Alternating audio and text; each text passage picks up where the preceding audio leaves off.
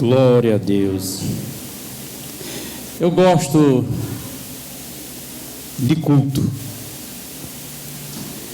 O grande tempo da minha vida cristã foi participando de culto. Eu gosto de culto. E o culto ele tem um significado para cada pessoa. Porque não existe culto bom e não existe culto ruim. Quem faz a definição do culto é você. O culto é o culto. A intenção do culto é cultuar a Deus. Mas aí é você que faz o seu culto. Você que determina se o seu culto vai ser bom ou se o seu culto vai ser ruim. Não é a apresentação do culto que vai definir se vai ser bom ou vai ser ruim. É você que vai definir se sua participação com entendimento em Deus, se quiser que ele seja bom, vai ser bom. Se quiser que seja ruim, vai ser ruim. Essa impressão você leva para casa. Aleluia. E eu sempre gostei de culto, porque quando eu me converti, eu entendi que o culto é um lugar propício para estar com Deus, para aprender de Deus, para ouvir a Deus, porque somente no culto você ouve coisas que nenhum outro lugar Deus fala com você, só fala aqui. Em nenhum outro lugar Deus vai falar com você certas coisas, Ele só vai falar aqui. Quer dizer, se eu não estiver no culto, aquilo que Deus poderia falar comigo não vai falar. Eu posso orar, eu posso ler a Bíblia, eu posso fazer todos os sacrifícios de liturgia comum no cristianismo, e Deus não vai falar. Ele vai esperar a oportunidade que você vá no culto. Aí lá no culto, aí Ele fala. Desejo que nessa noite, vocês que estão aqui, Deus fale com vocês. Deus se faça presente nas nossas vidas. A presença de Deus na vida do ser humano, irmão, é algo muito extraordinário. Muito extraordinário. E o que Deus tem para nos apresentar nessa noite aqui, como palavra, primeiro a gente vai fazer uma reflexão. O que é reflexão? É concentrar-se o seu espírito em si mesmo. Você pensa, concentra em si mesmo, para analisar a ideia, o sentimento. Você vai analisar. Aqui você vai ouvir dizer que Deus é bom. Ouvir que Deus é bom tem alguma validade de sentido para você? Porque isso vai dizer, Deus é bom, mas tem sentido para mim Ele ser bom? Faz sentido para você? Deus é fiel. Faz sentido para você? Porque Ele é fiel. Ele promete e cumpre. Faz sentido para você Ele prometer e cumprir? Faz sentido Ele dizer que fala e faz? Então é preciso a gente ter essa compreensão, fazer reflexão para saber se tem sentido. Porque existe argumento na Bíblia que fala a nosso respeito, que exige que isso que a gente diz tem sentido para mim, ver saber se tem sentido. Quer que eu cite um versículo bíblico que precisa realmente Deus fazer sentido? Resistir pela fé. Você só resiste se a fidelidade de Deus, a bondade de Deus, o que Deus promete para você faz sentido. O que vai provar que faz sentido é você resistir pela fé, porque faz sentido para você. Se você desiste é porque não faz sentido. Amém? resistir firme pela fé. Porque a Bíblia nos adverte, irmão, que a gente precisa examinar a nossa fé, porque senão a gente nega e não percebe, rejeita Cristo e nem percebe. Paulo escreve aos Coríntios, segunda carta, capítulo 13, versículo 5, sobre isso. A gente precisa fazer exame, porque senão você está negando e nem percebe. Fica dizendo que tem fé, eu oro, eu leio, eu canto. Isso faz parte de nossas vidas, mas não é relacionamento. Então é preciso a igreja que é formada pelo povo mais sábio da terra. Vocês são as pessoas mais sábias da face da terra, porque você tem a instrução do Espírito Santo. Se você faz besteira, é porque você não está ouvindo o Espírito Santo, porque ele tem sabedoria para nós. Aleluia, glória a Deus, é maravilhoso. Então fique de pé aí para a gente fazer uma leitura no Evangelho que Marcos escreveu. Marcos escreveu no capítulo 4, capítulo 5, o que Marcos escreveu no capítulo 5. É uma história, irmãos, como tantas histórias que está escrito na Bíblia, que no mínimo é muito curioso. Tem uma curiosidade muito grande. Muito grande. Quando lemos ou apenas ouvimos o relato dessa história, não pode até não despertar curiosidade, mas quando você medita nela, a gente percebe que tem no mínimo você vai ver que é bem esquisito. Quando você conhece a história desse tempo, no caso do ministério de Jesus, era comum Jesus chegar, ele se dirigir para um lugar para ensinar. Era comum Jesus se dirigir para falar às multidões acerca do reino, para fazer curas, prodígios. Era comum. Mas a grande maioria do seu ministério era ele falando, ensinando. E essa história, a curiosidade dessa história é porque Jesus atravessa um mar de uma tempestade para ir para um território que era o território dos Gadarenos. Ele não foi para lá para ensinar, ele não foi para lá para ir para a sinagoga, que não tinha, ele não deu continuidade à caminhada, ele simplesmente foi lá e voltou e curou esse homem. E essa história cheia que parece de mistério, que nessa noite nós vamos fazer uma reflexão para saber se tem sentido para nós, se tem alguma validade, porque tem muita coisa dentro do Evangelho, irmão, que não tem validade nenhuma para nós. Tem sentido, mas não tem validade. Tem muita coisa. Vamos ler o versículo 1 do capítulo 5. E chegaram à outra margem do mar, a província dos Gadarenos. E saindo ele do barco, lhe saiu logo ao seu encontro dos sepulcros um homem com espírito imundo, o qual tinha a sua morada nos sepulcros, e nem ainda com cadeias o podia alguém prender,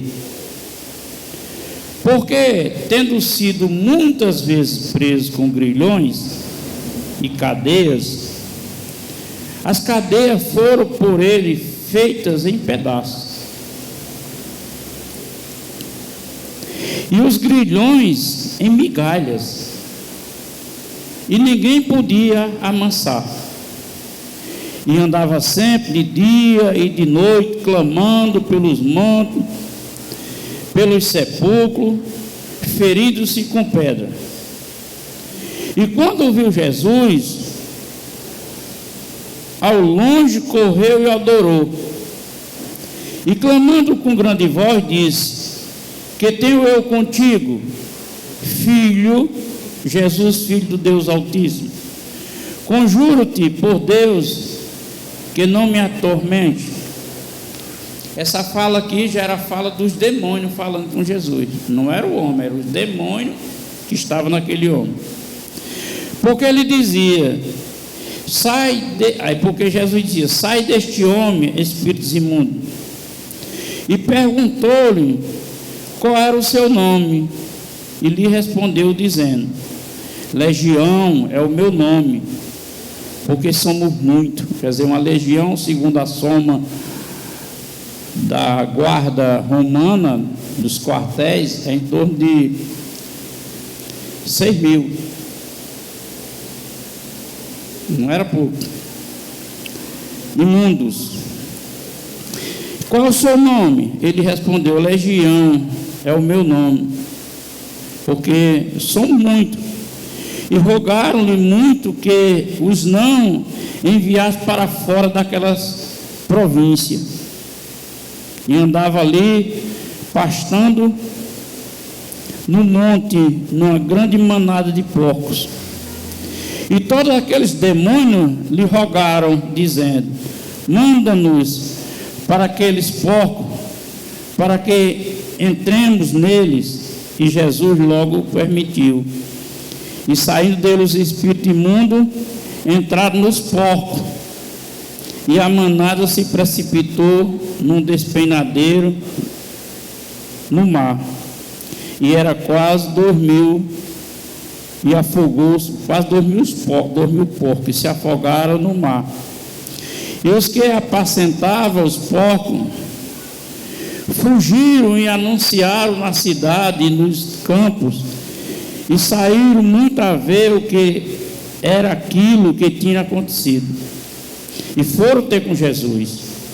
E vieram os endemoniados, e viram o endemoniado que tivera a legião, assentado e vestido, e em perfeito juízo, e temeram. É bem engraçado esse ponto desse texto, porque a narrativa mostra como se fosse um ato momentâneo, e esse homem estava nu, rasgado, e de repente ele está com vestido.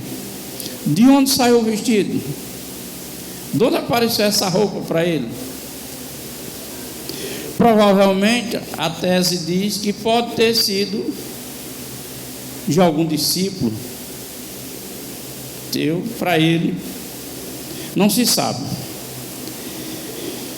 Aleluia. Qual era o versículo? Nós estamos no 16, né? E os que aquilo tinham visto, contaram-lhe o que aconteceram ao endemoniado acerca dos porcos.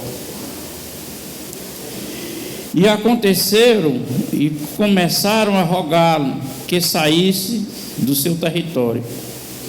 Entrando ele no barco, rogava-lhe que fora endemoniado, que a deixasse estar com Jesus, com ele. Jesus, porém, lhe não permitiu, mas disse: vai para a sua casa, para os teus, e anuncia quão grande coisa o Senhor te fez, e como teve misericórdia de ti. E ele foi e começou a anunciar em Decápolis quão grande coisa Jesus lhe fizera, e todos se maravilharam. Pai, em nome do Senhor Jesus Cristo, Sei que cada história dessa, ela tem significado importante para nós no dia de hoje. Mas eu peço que o Teu Espírito nos dê a sabedoria para aquilo que nós vamos detalhar sobre isso. O Senhor nos dê a sabedoria e também nos ajude a ter ouvidos espirituais para receber essa palavra com entendimento e assim poder aceitar na nossa vida a vontade do Senhor para todo sempre. Amém. Amém. Graças a Deus. Podem sentar.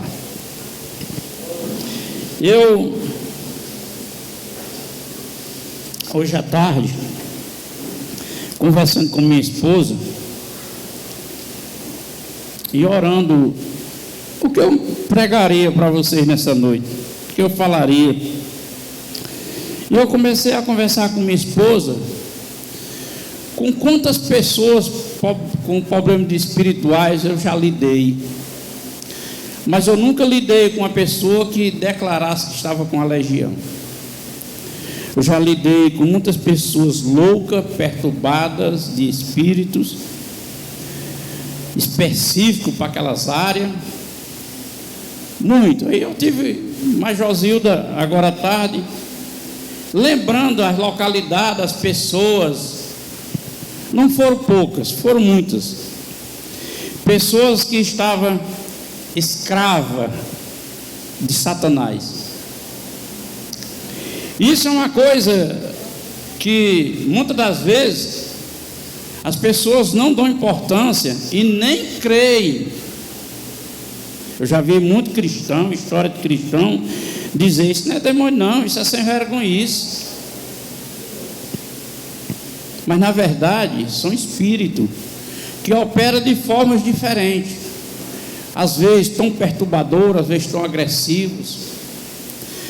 Mas também tem espíritos que elas atingem o ser humano com cadeias que não é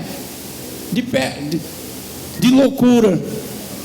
Por exemplo, o vício, que as pessoas não consideram nem que é viciado.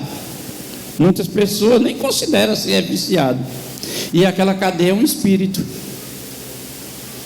A bebida, o cigarro, a droga, a prostituição, a pessoa fica presa, está presa ali, e muitos nem acreditam. E por causa daquela situação do vício, o trânsito do espírito na vida daquela pessoa é tão terrível que às vezes o vício faz com que acabe um casamento. Nós sabemos de história de pessoas que o casamento se acabou, que a pessoa se viciou a tal ponto, perdeu a responsabilidade de marido, mulher, de esposa, e findam se separando. Aí sofre o casal, sofre os filhos, sofre os parentes. E quem é que está por trás disso? Um demônio. Porém, muitos não creem, não acreditam ser demônio. E quando está em destruição o casamento, o conselho do mundo, que é uma voz demoníaca, diz: você vai ficar sofrendo aí, parado, a fila anda. Alguém já ouviu esse tipo de conversa? Pronto, é uma voz também de demônio, porque a pessoa está presa, e a salvação é uma cura. João escreve e diz que Jesus veio para desfazer as obras de Satanás na vida do ser humano. Mas quem é que vai acreditar nisso? Quem é que vai acreditar que a vida daquela pessoa, muitas ações, muitas escolhas, muitas decisões está diretamente direcionada por Satanás? Quem é que vai crer nisso? Poucas pessoas creem, como também não creem que Jesus é o Salvador. e que precisa aceitar Jesus, e que precisa cumprir princípios como crente, e que precisa ter uma fé que reconheça que Deus, o escritor hebreu diz, é necessário que aquele que se chega a Deus creia que Ele existe, para você entender a profundidade da incredulidade. Que as pessoas dizem que creem, mas que crença é essa que não obedece? Como não crê na possibilidade que os demônios atrapalhem a vida,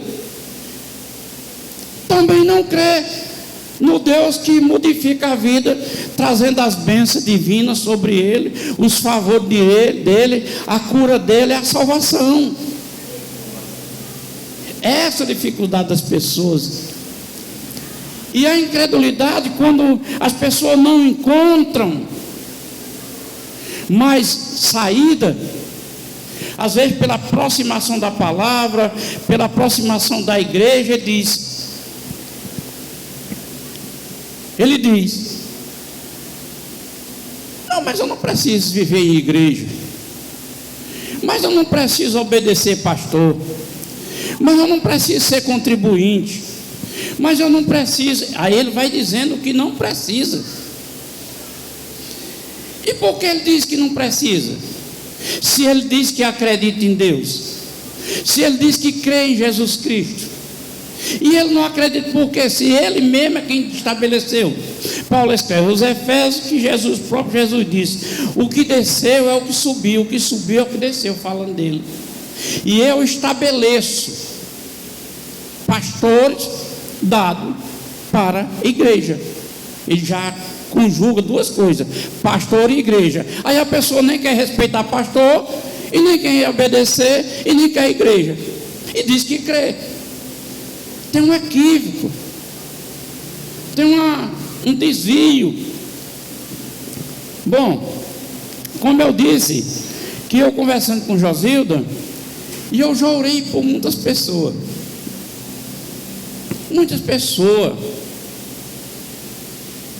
e conforme eu fui aprendendo, e conforme eu fui vendo os resultados, eu fui tendo mais confiança,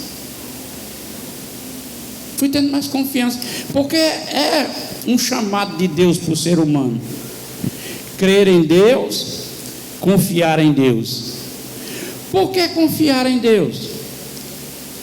Porque há momentos nas nossas vidas que a coisa é tão difícil, que o escape é Deus,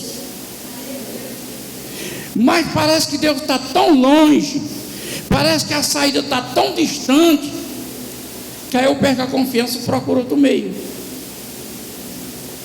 Aleluia. Procuro outro meio.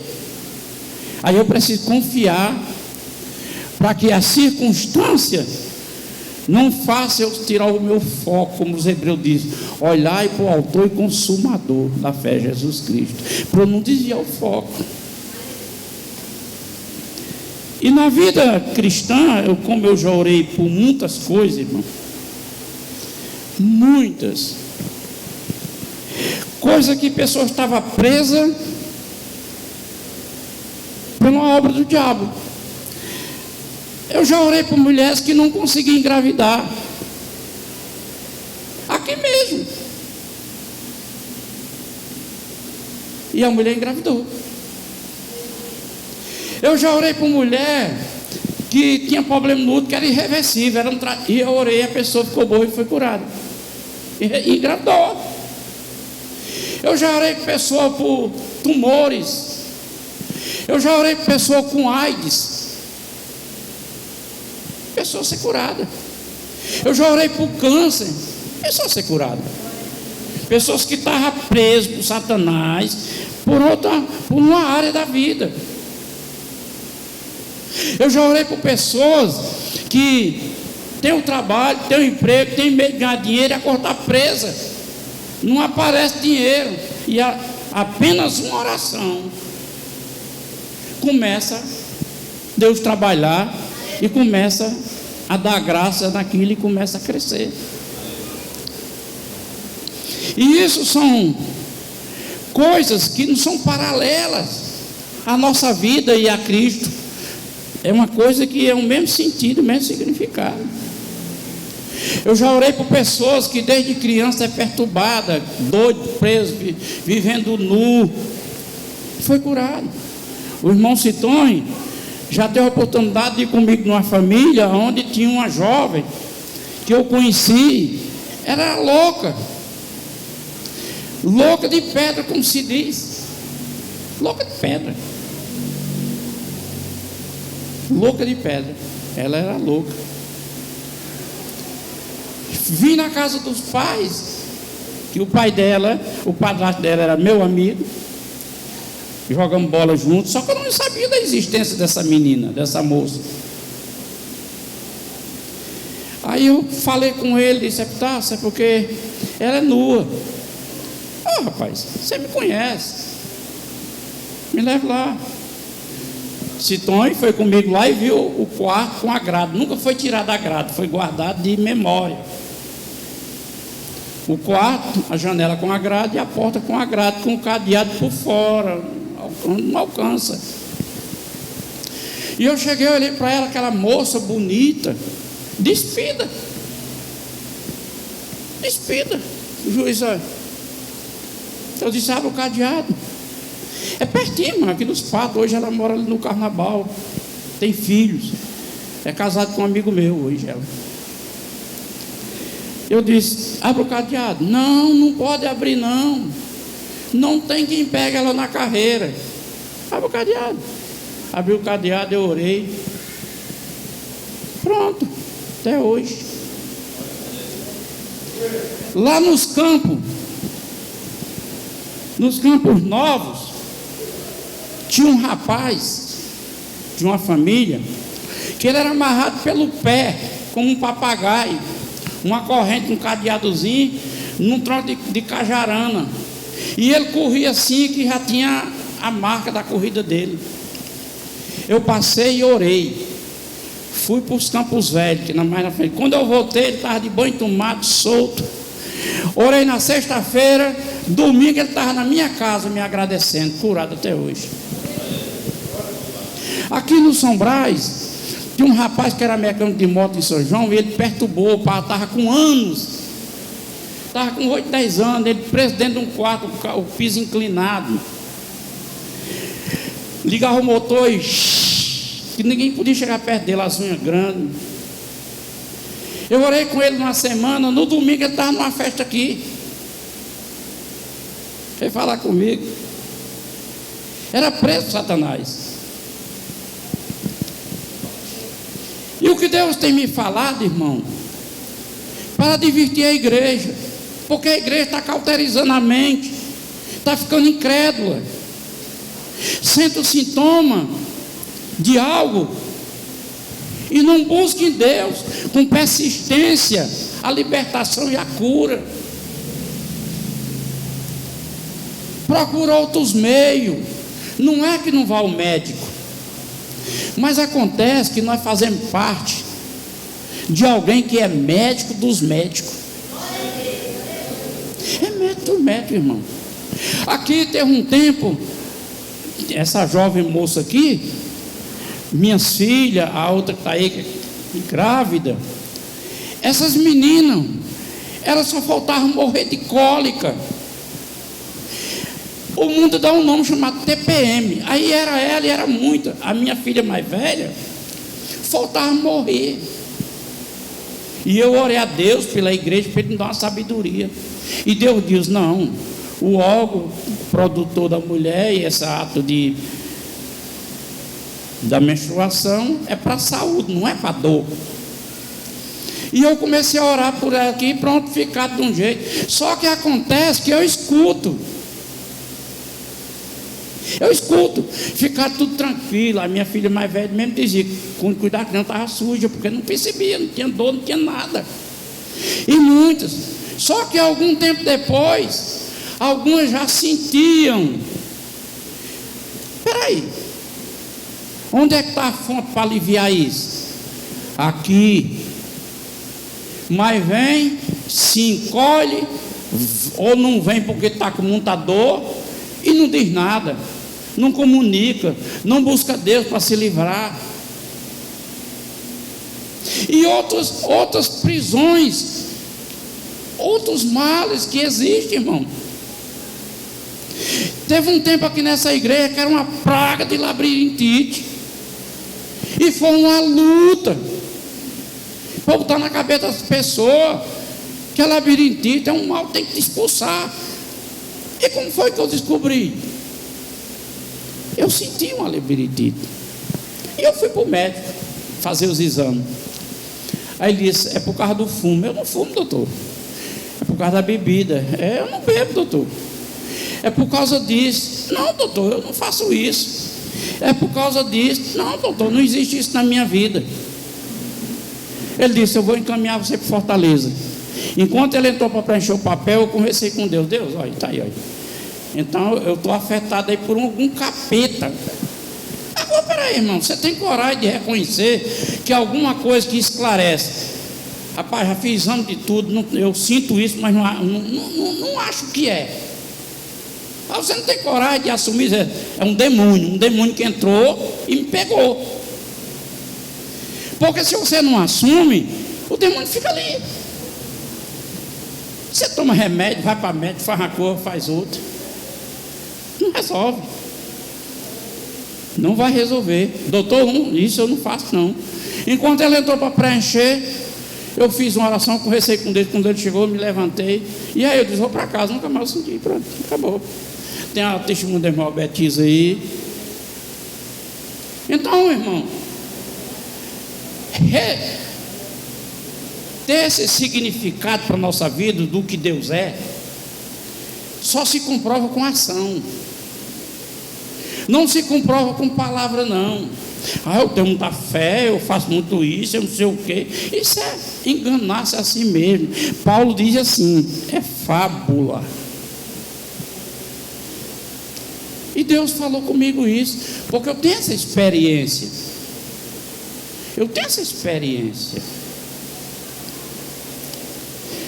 Então esse homem estava lá nos Gadarenos, afastado das famílias, da sociedade, vivia lá sem roupa, se rasgando todo. Aparentemente parece que ele não tinha ajuda, né? Mas ele tinha ajuda. Qual era a ajuda? Alguém ia lá, pegava ele na marra, botava uma algema, botava uns grilhões. Não é assim que o texto diz? Que botava algema, grilhões, ele quebrava. É porque, irmão, tem situação na nossa vida que até quem vem ajudar traz mais cadeia. Ele já estava endemoniado, preso pelos demônios. Aí vinha um horror de gente tacar cadeia neles, algema. E assim é a nossa vida no dia de hoje. Você está passando pelo problema, é uma luta que só Deus pode resolver. Aí chega um para lhe ajudar, dando um conselho contrário, mandando fazer isso, fazer aquilo. Aleluia. Esse homem estava lá, não faltou ajuda, mas a ajuda que iam era para piorar a situação. Por quê? Porque as cadeias não permitiam nem ele se coçar, e a Bíblia diz que ele se coçava. Aí ele preso, como é que se coçava? Ele quebrava os grilhões, precisava se coçar, precisava com desespero ficar para cima e para baixo. A gente vê muito, olha, irmão, tem opressão na vida do ser humano, e nós cristãos não estamos isentos disso, que dá vontade de correr, gente. Tem dor que há momentos que você fica com, ai meu Deus, não é assim? Tem situações na nossa vida que dá vontade, ai meu Deus, estou quase doida. Tem situação assim, irmão. Ela é opressiva. E essa opressão pode ser causada por alguém, mas esse alguém que fez aquilo que vai lhe oprimir é uma pessoa que está trazendo uma orientação de Satanás. E é preciso, como igreja, crermos nessa verdade, irmão. Essa semana eu disse para uma pessoa: gente, é assim. Eu já orei por muitas pessoas que ficam até livres, mas é assim, a ordem é essa, olha. Você tem autoridade de expulsar os demônios no nome de Jesus. Eu tenho autoridade. Sai, demônio, sai. Não vou sair não, que conversa, vai sair, eu dar um chute no seu traseiro, ele vai embora. Mas acontece que essa autoridade minha é para mandar sair. Mandar sair não é libertar. A libertação é uma cura, e isso só Jesus faz. Pois se o Filho vir libertar, verdadeiramente você fica livre, você fica curado. Aqui está a prova de amor de Deus para conosco. Esse homem não tinha jeito, era improvável a vida dele. Jesus não ensinou, Jesus não fez nada, não propagou, não fez nada. Ele simplesmente chegou lá no Gadareno, se encontrou com ele: vai embora, espírito imundo, saia desse homem.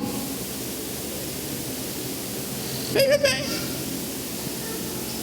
vai embora, saia desse homem.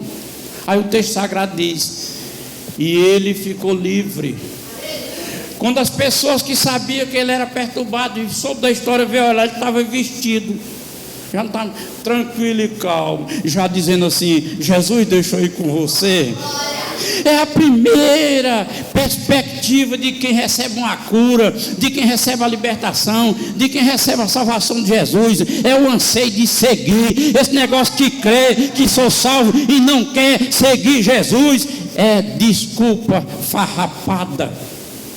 Não existe isso. O primeiro sinal, Isaías escreve e diz: o caminho é santo, os imundos não entram lá, mas os loucos encontram a salvação. Jesus salva também os loucos.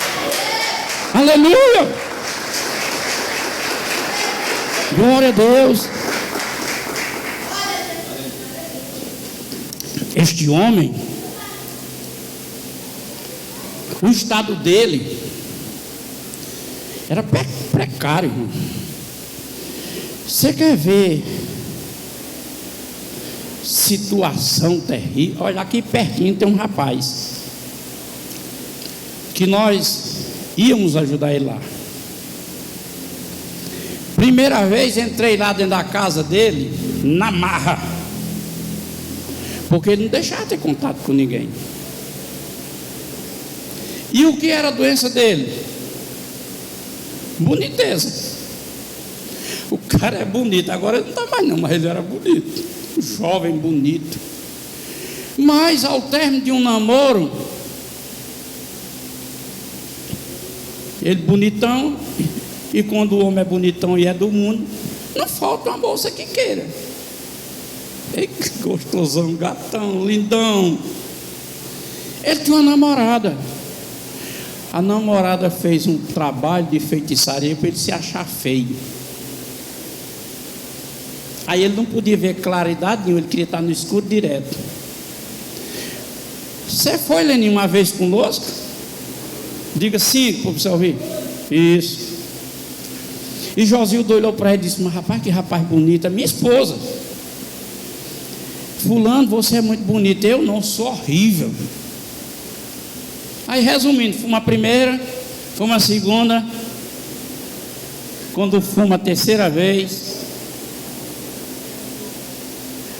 a família não permitiu que entrasse. Por quê? Din-din, ele está recebendo um benefício por louco. Se ele fosse curado, perdia o benefício. Um rapaz novo. Então, a atitude dessa família de não permitir que ele seja curado, que ele fique liberto por causa de meio salário mínimo, isso tem uma origem de onde? De Satanás. Só que for contar, é uma confusão. Uma confusão. Aí a irmã dele disse: pastor, me ajuda, eu moro aqui nessa casa aqui. E eu e meu marido, nós se deita numa rede aqui nesse armador. Alguém tira o armador, tira a põe da rede e bota ali. Com nós dois dentro. Abre a geladeira, abre cerveja. Quem é que faz isso, gente? É uma alma, que como o pessoal pensa? Ah, que almazinha sem juízo, né? E ela já tinha vivido uma experiência assim. Eu pregando numa cruzada, a filha dela era uma criança de 5, 6 anos.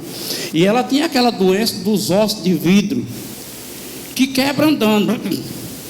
Hoje ela, não sei, acho que ela já é mãe de família. Eu orei, ela foi curada. Ela já tinha essa experiência. Cheguei lá porque ela tinha experiência, convenceu a mãe para levar para o irmão. Mas não deixaram. Eu fui e orei com ela. E eu disse a ela: olha, é um cãozinho. Vou liberar ele aqui. Só que é assim, ele quer fazer morada. E essa morada é preciso que você desfaça a morada dele. E só tem um jeito: é você se convertendo de verdade a Jesus, botando ele no coração. Morava na Vila de Zé Mendes. Uma moça ficou possessa dentro de uma rede. E eu morava em frente. E ela congregava em uma igreja. Tinha saído. E cheguei lá. Foi um desafio. Orei, ela se libertou. Disse: senta aí que eu quero ter uma conversa com você. Minha filha, deixa eu dar um conselho a você. Você volta para Jesus de verdade. Você volta de verdade. Não é voltar: ah, eu aceito Jesus, eu estou na igreja. Não é de jeito não. É sério. Porque esse demônio vai lhe matar. Mas pastor, minha irmã é quem é desmantelada, eu sou bem direitinho. Você se acha direitinho, aí você acha que era desmantelado. Mas foi você que ele lhe pegou. Não foi ela, foi você, por alguma razão. Você volta: acho que eu vou voltar mesmo. Não, volto. Passou uma semana, 2, houve uma festa lá para Passagem, uma brincadeira. Aí acho que ela comentou que ia voltar. O diabo veio lá e ceifou ela. Agora, vá na família e pergunte quem levou ela. Que vai dizer assim: Deus quis assim, né? Que é assim que o povo sem entendimento do mundo fala, irmão. Deus quer assim. Deus não quer assim. Deus tem o jeito dele para você e para mim. E Ele quer que nós andemos pelo jeito que Ele quer que nós andemos. Esse homem andava não do jeito de Deus, não do jeito dele, andava do jeito que os demônios preferem fazer com o ser humano, fazer sofrer. Porque assim que Jesus disse: eu vim, o diabo veio para matar, roubar e destruir, mas eu vim para te dar uma vida com qualidade e com abundância. Será que você crê nisso que Jesus disse, que o diabo veio? O diabo vem para matar, roubar e destruir. O que é que ele está destruindo seu? O que é que ele está matando seu? O que é que ele está roubando o seu? Tenha consciência em você mesmo, faça reflexão e se volte para Jesus, que Jesus resolva a sua causa. Saia de cima do muro, porque lá o profeta no passado disse: multidões e multidões estão em cima do muro. Saia de cima do muro. Tem até uma história ilustrativa que não se sabe se é verdade, mas a história existe. Que um homem estava no muro, Jesus de um lado, Satanás do outro. E Jesus, rapaz, eu sou o caminho, a verdade e a vida. Você quer ir para o Pai, é por mim. E Jesus, você está cansado, vem a mim que eu tiro os seus enfados. Você está cheio de jugo, vai derrotar meu jugo que é fácil, suave e leve. Venha para cá. Aí ele olhava para Satanás, olhava para Jesus, olhava para Satanás e disse: ei, rapaz, você não vai dizer nada não? Ele disse: não precisa não, que enquanto você estiver com essa indecisão, você é meu. Você vai crer nisso? Se você está inseguro, está indeciso de viver sua vida com Jesus, você não vai crer. E aí vai conduzir na vida até o dia. Não curva Jesus nesse tempo, não dobra o joelho nesse tempo, mas um dia vai dobrar só para fazer. Você é Deus mesmo. Pronto, perdeu tudo. Esse homem vivia não mais do jeito dele, não mais do jeito de Deus, mas vivia do jeito que o diabo queria. E é assim que muita gente está vivendo como o diabo quer. Pastor, parece que não tem jeito. Tem jeito. Quem já ouviu dizer: enquanto a vida há esperança? Pronto. Então você tem vida. A esperança é Jesus. Paulo diz: Cristo é a nossa esperança. Aleluia.